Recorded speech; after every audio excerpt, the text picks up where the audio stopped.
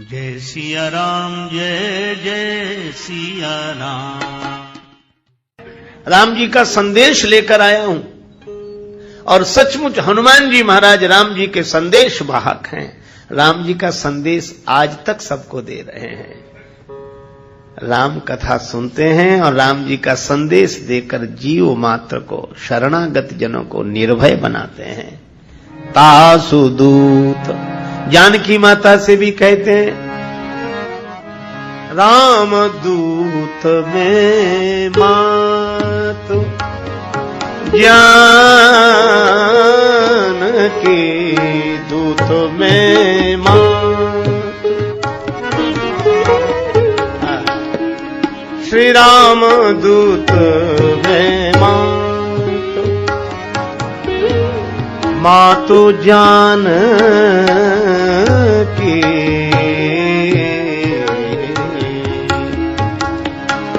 सत्य शपथ करुणा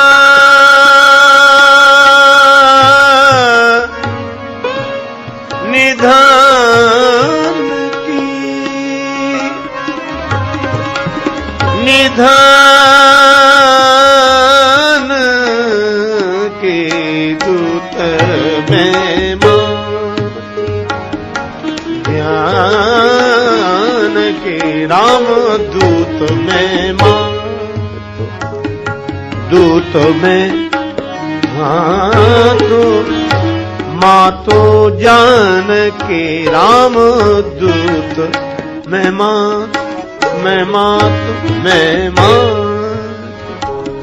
मैं राम जी का दूत हूं। अच्छा, दूत होने के साथ विशेष बात क्या है?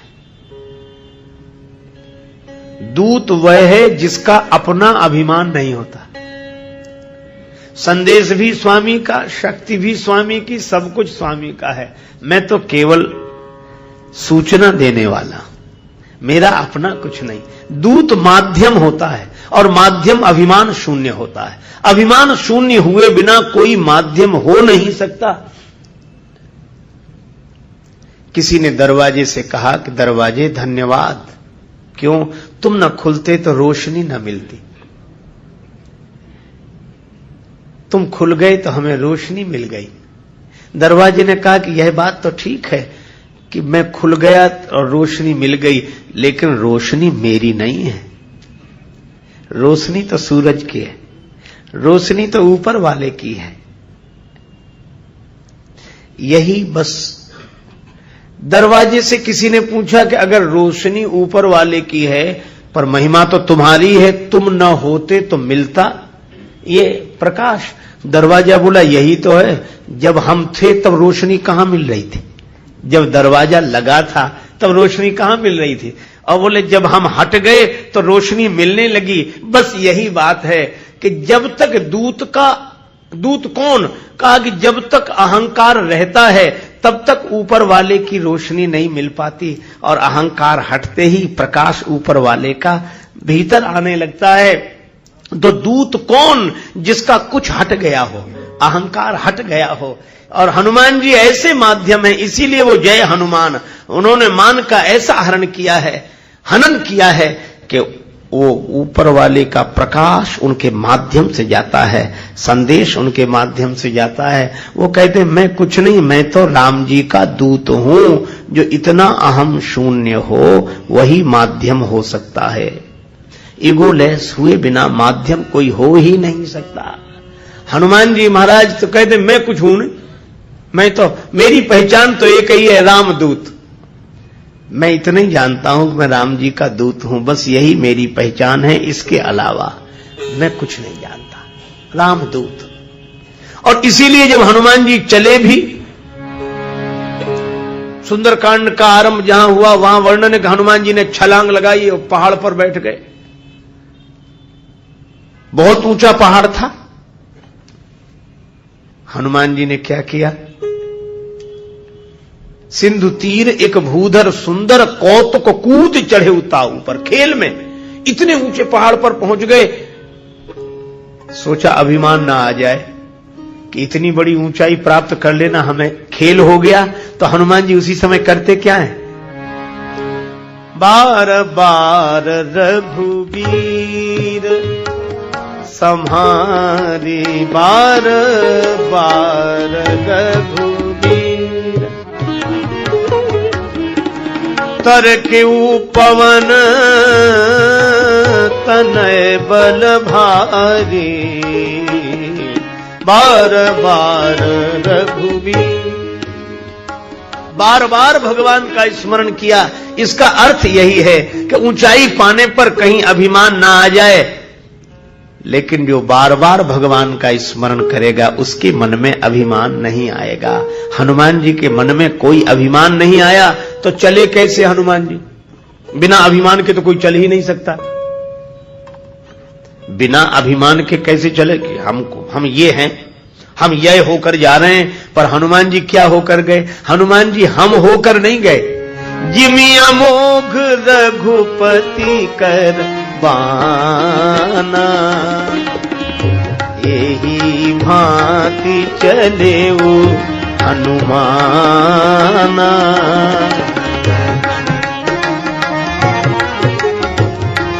हनुमाना, हनुमान जी ऐसे चले जैसे राम जी का बाण जा रहा हो। अच्छा, अब एक बात देखो, बाण चलते हुए तो आपने देखा होगा, चलते हुए। अच्छा, आपने बाण चलते देखा, लेकिन बाण के पांव देखेंगे?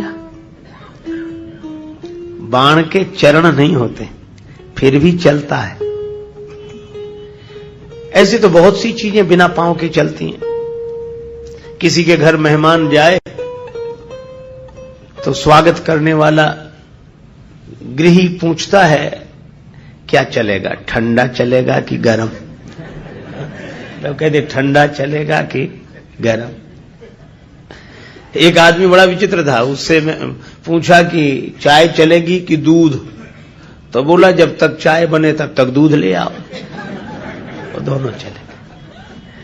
कई बार लोग कहते हैं अभी नाश्ता चल रहा है, चाय चल रही है, तो चाय के भी पांव नहीं होते फिर भी चलती है। तो चाय जब चलती है तो उसके पांव नहीं पर किसी के हाथ से चलती है। चाय कहती है कि हमारे पांव नहीं है पर हमारी गति तो इनके। चाय कहती है कि हमारे पांव नहीं है पर हमारी गति तो इनके हाथ में है। बस यह उदाहरण मैंने इसीलिए दिया। बाण के साथ भी वही है। बाण कहता है कि हमारी गति तो हो रही है पर गति का साधन हमारे पास नहीं है। साधन के बिना गति कैसे हो रही है? कहा हम जिनके हैं हमारी गति तो उनके हाथ में है। तो बाण की गति तो चलाने वाले के हाथ में होती है। इसी अर्थ में हनुमान जी रामदूत हैं जिसकी गति स्वामी के हाथ में हो। बाण बनकर हनुमान जी गए और बाण बनकर ही रहे। बाण में कोई अभिमान नहीं, लगे तो ठीक न लगे तो ठीक। तेजी कैसी? बोले जैसे भगवान चलावे। हनुमान जी गए और जानकी माता से हनुमान जी ने रामदूत का व्यवहार करते हुए कहा, माता जानकी जी की शिकायत थी, अहह नाथ होने पर विसारे होने पर, अहह नाथ होने पर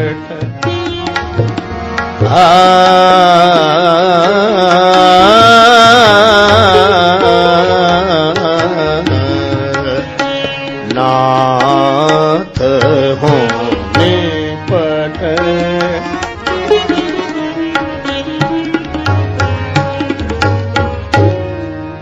जानकी जी को शिकायत थी कि राम जी ने हमें भुला दिया। अब रामदूत की भूमिका देखो। हनुमान जी की जगह दूसरा कोई होता तो यह कहता कि हाँ बात तो आपकी ठीक है, उन्हें ऐसा नहीं करना चाहिए था, गलत किया है उन्होंने, लेकिन हम उनको जाकर समझाएंगे, आप चिंता मत करो। यह दूत का ढंग नहीं है, जिसका संदेश देने आए हो उसी की निंदा शुरू कर दी, फिर काहे के दूत हो। हनुमान जी ऐसा नहीं करते। जानकी जी ने कहा आहा नाथ हो निपट विसारी, राम जी ने हमें भुला दिया। हनुमान जी बोले नहीं माता, प्रभु ने आपको नहीं भुलाया। यह है दूत का धर्म, जिसका संदेश लेकर आयो उसकी तरफ से बोलो। हनुमान जी ने कहा कि नहीं नहीं जानकी माता, प्रभु ने आपको नहीं भुलाया। जानकी जी बोली प्रभु ने हमें नहीं भुलाया, इसका क्या प्रमाण है? हनुमान जी बोले और राम जी ने आपको भुला दिया, इसका क्या प्रमाण है? सीता जी बोली मेरे पास प्रमाण है। क्या? इंद्रपुत्र जयंत ने कौआ बनकर मेरे चरण में चोंच का प्रहार किया तो उसके पीछे भगवान ने अपना बाण लगा दिया और हरण करने वाला अब तक आराम से बैठा है। इसीलिए लगता आहा नाथ हो निपट विसारी। पर श्री हनुमान जी ने जो बात कही बड़ी अद्भुत। हनुमान जी बोले माता जी, जयंत जब कौआ बनकर आया तो भगवान क्या धनुष बाण पास में ही रखे थे? वे तो उस समय आपकी गोद में सिर रखकर शयन कर रहे थे। हां हां, फिर आप कह रहे हैं कि बाण जयंत के पीछे लगाया। अरे नहीं बेटा, सींक रखी थी लकड़ी की छोटी छोटी, पुष्प रखे थे, क्योंकि उन्हीं से आभूषण बनाकर प्रभु ने उस दिन मेरा श्रृंगार किया था। तो भगवान ने सींक उठा ली और सींक का धनुष और सींक का बाण, वो सींक का बाण ही जयंत के पीछे लगा दिया। हनुमान जी बोले माता जी, इतनी सी सींक क्या बाण बनी होगी? बेटा बात सींक की नहीं है, प्रभु के संकल्प की है। प्रेरित मंत्र ब्रह्म सरधावा। अच्छा, तो औरों को तो सींक दिख रही होगी, बाण नहीं दिख रहा होगा ना। पर मां आपकी दृष्टि में तो वो बाण होगा। हां बिल्कुल, प्रभु की दृष्टि में बाण था, जयंत को बाण लगता था, लेकिन औरों को तो सींक दिख रही होगी। हनुमान जी बोले ऐसा भी तो हो सकता है कि प्रभु ने चरण पर चंचु का प्रहार करने वाले इंद्रपुत्र जयंत जो काक का वेश धारण करके आया था, उसके पीछे सींक के रूप में अपना बाण लगा दिया और हरण करने वाले रावण के पीछे किसी और रूप में बाण को लगा दिया हो। जानकी जी बोली और किस रूप में? बाण आया, बिल्कुल आया है, हरण करने वाले के पीछे भी बाण लगा है, तो वो बाण है कहां, किस रूप में है? हनुमान जी से जानकी मैया ने पूछा। हनुमान जी बोले माता बस सामने देख लो, सामने देख लो। निशिचर निकर पतंग सम, ये रघुपति बाण कृशानु, जननी हृदय धीर धर, जरे निशाचर ज्ञान। का ये वानर के रूप में राम जी का बाण ही आया है। जिमि अमोघ रघुपति कर बाना, एही भांति चले हनुमान। ये रघुपति बाण कृशानु, कृशानु क्यों? धनुज वन कृशानुम, यह राम जी का बाण है। जानकी माता बोली बेटा हनुमान, बड़ा भला किया कि तुमने बता दिया। हनुमान जी चरणों में गिर गए। नहीं माता, मैं आपको क्या बताऊंगा, आपको पता लग गया था और आपने रावण को भी बता दिया। मैंने? हां, रावण जब आपको कृपाण दिखा दिखाकर धमका रहा था तब आप सोच रही थी क्या मैं अकेली हूं? विचार किया नहीं, अकेली नहीं हूं, कोई है, हनुमान आ गए।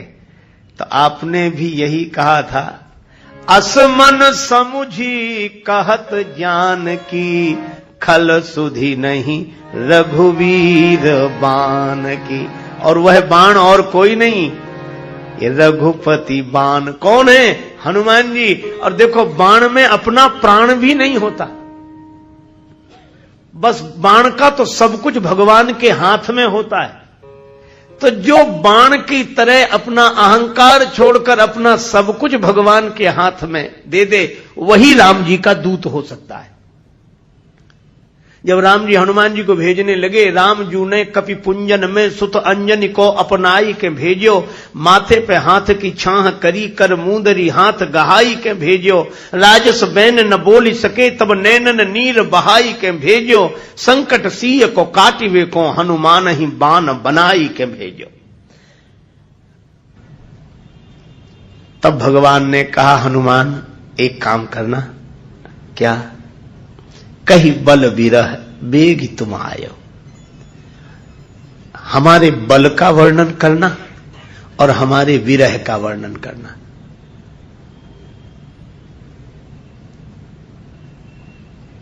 लक्ष्मण जी ने कहा इनसे कह रहे हो? जिन्हें पता ही नहीं कि विरह होता क्या है, जिनका संयोग ही नहीं बना संसारिक जीवन में, सांसारिक जीवन में, उन्हें वियोग का क्या अनुभव।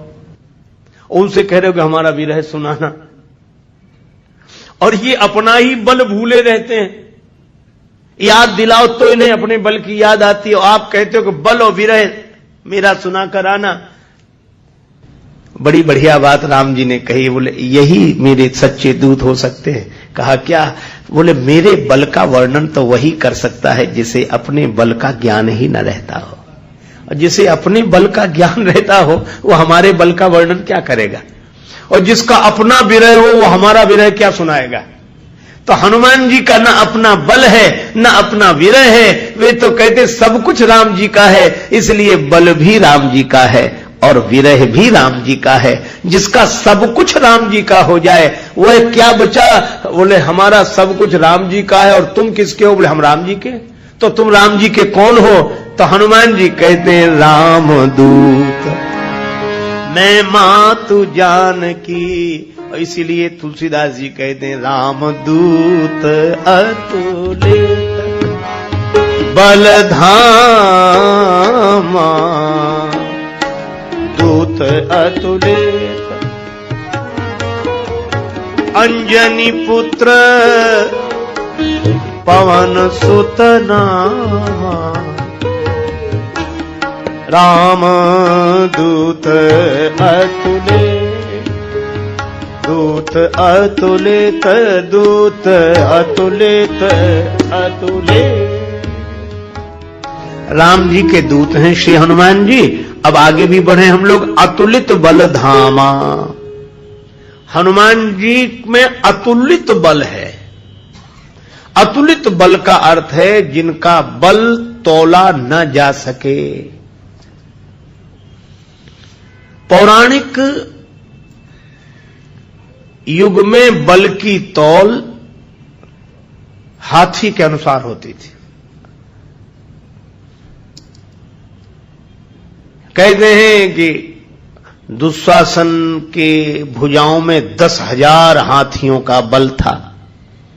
इसीलिए तो द्रौपदी माता के चीरहरण के प्रसंग में भक्त कवियों ने कहा 10,000 गज बल थक्यो, 10 गज घट्यो न चीर। ऐसे वर्णन करता हाथियों का। अब वैसी शक्ति और वैसा युग नहीं रहा, तो अब हाथियों से शक्ति का माप नहीं करते, अश्व शक्ति आ गई, हॉर्स पावर। अब हाथियों से नहीं, हॉर्स पावर। लेकिन उस समय हाथियों से। एक संत कह रहे थे कि 10,000 हाथियों में जितना बल होता है उतना बल एक दिग्गज में। हमारी पौराणिक मान्यता है कि दिशाओं का एक एक हाथी दिग्गज। तो 10,000 हाथियों में जितना बल होता है वह एक दिग्गज में, और 10,000 दिग्गज में जितना बल होता है उतना इंद्र के एक हाथी ऐरावत में, और 10,000 ऐरावत में जितना बल है उतना एक इंद्र में, और 10,000 इंद्र में जितना बल है उतना बल हनुमान जी की इस उंगली में है। बोलो अब कितना बल होगा।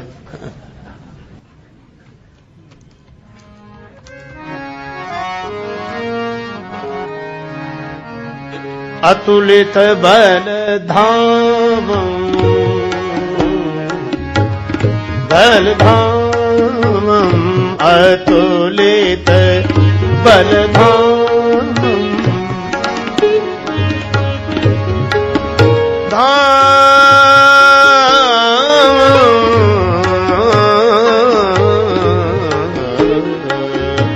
बल धाम, अतुलित बल धाम, बल धाम, बल धाम, अतुलित, अतुलित बल धाम, बल धाम। हेम शैलाभ देहं दन मनुज वन कृशानुम ज्ञाने नामाद्रगण्यम् अतुलित बलधामम्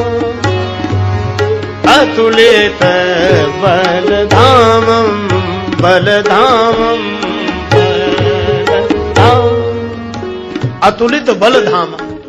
हनुमान जी अतुलित बल धाम है। रामदूत अतुलित बल धामा। इनके बल का कोई पार नहीं, कोई पार नहीं, असीम अतुलित बल है। पर गोस्वामी जी कहते हैं इतने बल वाले होकर भी जय हनुमान, अभिमान नहीं। किसी ने हनुमान जी से कहा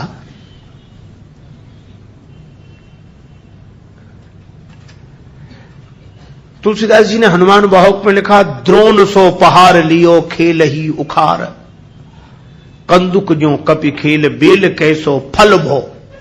श्री हनुमान जी ने इतना बड़ा द्रोणागिरी पर्वत उठा लिया। कई बार लगता है हम लोग हनुमान जी का जहां जहां दर्शन करते हैं, जिन जिन मंदिरों में हनुमान जी आज भी पहाड़ लिए खड़े हैं। मुझे कभी कभी लगता है कि इस रूप में दर्शन हो रहा तो अच्छा है, पर जब देखो तब पहाड़ ही लिए खड़े हैं। कभी तो आराम करने दो इन्हें। उस संकट के समय संकट मोचन का रूप है, लेकिन और कभी कभी लगता है कि हनुमान जी का दर्शन करें, वो अब इधर देखें उधर पहाड़ लिए खड़े हैं उनको। पर श्री हनुमान बाहुक पढ़ा तो मन को शांति मिली। अरे अपने को लग रहा है वो पहाड़ है, पर हनुमान जी तो कंदुक जो कपि खेल बेल कैसो फल भो।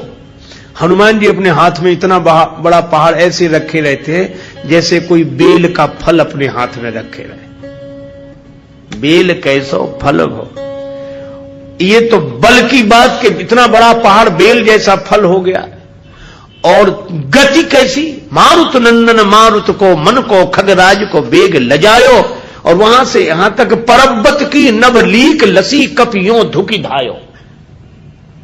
श्री हनुमान जी महाराज के बल का तो कोई पार नहीं। देखो रावण बड़ा बलवान।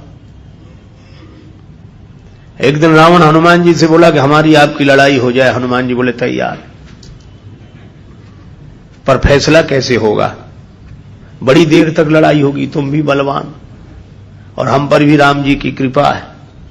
रावण बोला लंबा वाला युद्ध नहीं, एक एक मुक्के का युद्ध, एक मुक्का मैं मारूंगा एक तुम मारो। हनुमान जी ने कहा हम तैयार है। रावण पहले मुक्का तुम ही मारो। रावण बोला मैं क्यों, तुम क्यों नहीं? हनुमान जी बोले इसलिए कहीं हमने पहले मुक्का मार दिया तो पता नहीं तुम्हारी वारी आती भी है कि नहीं, तुम्हारी मन की मन में ही रह जाएगी, इसलिए पहले तुम ही। रावण ने पूरी शक्ति से मुक्के का प्रहार किया, पर तुलसीदास जी कहते हैं जान उठे कि कभी भूमि न गिरा। हनुमान जी घुटने के बल वीरासन में बैठे रहे, कुछ नहीं बिगड़ा। और रावण अपनी 20 आंखें बार बार बंद करे फिर खोले फिर। हनुमान जी ने कहा कि आश्चर्य मत करो, हम स्वस्थ हैं, पर अब तुम तैयार हो जाओ। रावण बोला तैयार ही हैं और कर भी क्या सकते हैं। हनुमान जी ने पूरी शक्ति से हाथ ऊपर उठाया मुक्के के रूप में। घबरा गए ब्रह्मा जी, शंकर जी। ब्रह्मा जी बोले रोको, कहीं मुक्का गिर गया और रावण मर गया तो राम जी का तो पूरा प्रोग्राम ही फेल हो जाएगा। उनकी रामायण पूरी होने दो, तुलसीदास जी की और लीला राम जी की पूरी होने दो। अब हनुमान जी हाथ नीचे करें, आवेल ऊपर देखा तो ब्रह्मा जी हाथ जोड़े थे कि दया करो। हनुमान जी बोले तो थोड़ा सा स्वाद तो चखा देना चाहिए। तुलसीदास जी कहते हैं कि रावण साधारण वीर नहीं है, जो 10 शीस महीधर ईश को 20 भुजा खुली खेल ने हारो। और उस पर जब हनुमान जी ने प्रहार किया तो सो हनुमान हन्यो मुठिका, तो रावण को ऐसे लगा कि गिरिगो गिरिराज जो गाज को मारे हो, जैसे गिरिराज हिमालय पर वज्रापात हुआ हो। रावण धरती पर गिर गया, मूर्छित रहा बड़ी देर तक। बड़ी देर में आंख खोली तो बोला बड़े बलवान हो। हनुमान जी बोले बल तो इन्होंने देखने नहीं दिया, ब्रह्मा जी और शंकर जी ने। बल तो तब होता जब तुम बताने के लिए बचते ही नहीं। गोस्वामी जी लिखते हैं, कपिबल विपुल सराहन लागा। हनुमान जी के बल की सराहना रावण करता है और किसी की नहीं करता। अंगद जी गए तो यही कहा, तो प्रभु नारी विरह बलहीना। तुम्हारे स्वामी तो प्रिया विरही है इसलिए बलहीन हो गए। तो प्रभु नारी विरह बलहीना, लक्ष्मण बोले अनुज तास दुख दुखी मलीना। अंगद जी बोले हम और हमारे चाचा सुग्रीव। कहा तुम तो नदी किनारे के पेड़ हो, जिस दिन बाढ़ ज्यादा आई उसी दिन उखड़ कर बह जाओ।